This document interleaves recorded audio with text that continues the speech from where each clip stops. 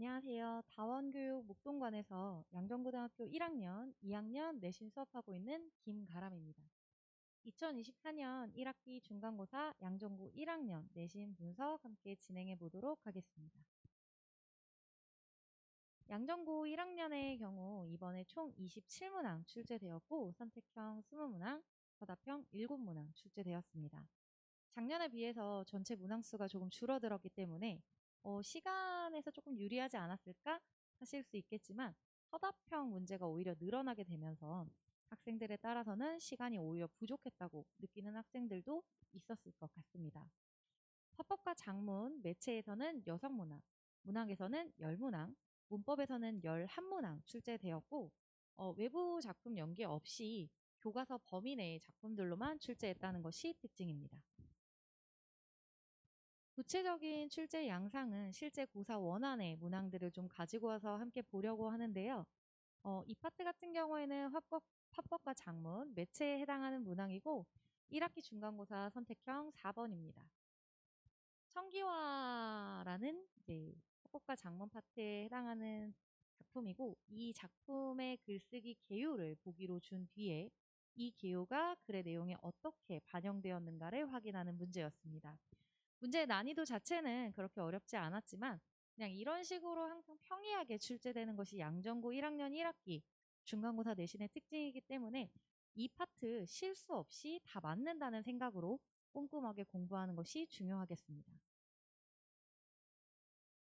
문학의 경우에는 이제 소설과 수필을 연계 구성했다는 것이 이번 시험에서 가장 독특한 부분 중에 하나고요. 소설, 고전소설 허생전과 현대수필, 초신성의 후예를 연계 구성해서 현대수필의 중심 내용, 그 중심 내용이 고전소설의 인물들이 어떻게 반영하고 있는지를 이제 보게 한 작품입니다. 문제 자체, 이 문제 역시 문제 자체의 난이도가 어렵진 않지만 어떠한 작품을 공부하고 이 작품의 내용을 다른 작품에 적용해보는 방식이 학생들이 익숙하지 않은 경우가 많아서 조금 당황한 친구들이 있었을 것 같습니다. 그래서 이 부분 같은 경우에 이제 문제의 길이도 조금 있는 편이고 선지도 좀 길기 때문에 학생들이 낯선 문항인데도 이제 또 선지도 길고 이러니까 이제 읽다가 중간에 좀 집중력이 흐트러지기도 하고 해서 오답이 조금 나지 않았을까 하고 생각하는 부분입니다. 문법은 1학기 중간고사 선택형 13번이고요. 이 부분 같은 경우에는 의문론의 4가지 분류가 갖고 있는 특성을 물어보는 문제로 좀 수능형으로 출제가 된 문제입니다. 요 앞에 이제 이제 긴 글을 줬는데 나 같은 경우에는 표준 발음법의 총칙을 가지고 와서 이제 낯선 텍스트 때문에 이제 아이들이 많이 당황하기도 했을 것이고 이제 보통 교체, 첨가, 축약, 탈락 같은 의문의 특성을 묻는 문제들이 조금 간단하게 출제가 되는 경향이 있다 보니 이제 이런 식으로 수능형 문항이 출제가 되었을 때는 조금 당황한 친구들이 있었을 것 같아요. 그래서 양정고 1학년 1학기 중간고사 내신의 경우에는 역시 이제 등급을 가르는 가장 중요한 영역으로 문법이 가장 중요하다는 것을 이제 다시금 알 수 있게 하는 문항이었습니다. 총평 및 학습 전략입니다. 양정고등학교 같은 경우에 화법, 작문, 매체 영역은 매해 비교적 쉬운 난이도로 출제하고 있어서 이 부분에서는 틀리지 않겠다는 생각으로 신속하고 정확하게 정답을 골라내는 것이 중요하겠습니다. 그러기 위해서는 평소에 공부하면서 다양한 유형의 문제들을 좀 보면서 확실하게 정답을 빨리빨리 고를 수 있도록 많이 익숙해지는 것이 중요합니다.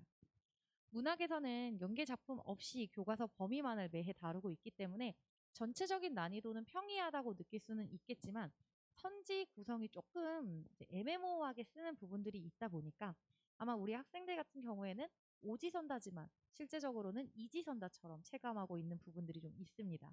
그래서 평소에 꼼꼼하게 공부하는 것이 중요하고 같은 말을 하더라도 이것이 A선지, B선지, C선지가 각각 다 다른 방식으로 표현될 수 있다는 것을 항상 염두에 두고 문학 공부하면 좋을 것 같습니다. 문법은 작년과 달리 교과서 범위인 의문론만을 출제하고 있는데요. 의문론을 조금 딥하게, 조금 깊이 있게 출제했기 때문에 중위권 학생들의 체감 난이도가 아마 가장 높지 않았을까 생각합니다. 실제로 객관식 평균이 이제 40점 정도로 나오게 되면서 중위권 학생들이 확실히 이 문법 파트를 많이 어려워했다는 생각이 드는데요. 문법 같은 경우에는 항상 개념을 확실하게 공부하고 그리고 같은 개념이 이제 다양한 내신형 문제라든가 수능형 문제라든가 다른 방식으로 출제가 되기 때문에 이런 부분들 최대한 많은 문제를 접하면서 개념 자체를 확실하게 내 것으로 체득하는 훈련이 꼭 필요하겠습니다. 이번 양정고 1학년 1학기 기말고사 반은 5월 12일에 개강하게 되고요. 일요일 2시부터 5시 반까지 수업하고 있습니다. 저희 수업은 이제 자체 제작 교재를 사용하고 있는데 이 교재는 교과서 이제 지도서나 교사용 지도서나 아니면 뭐 자습서 그리고 기출 문항 등등 분석하면서 제가 작품을 분석할 때 이런 부분, 이런 포인트로 이제 봤으면 좋겠다.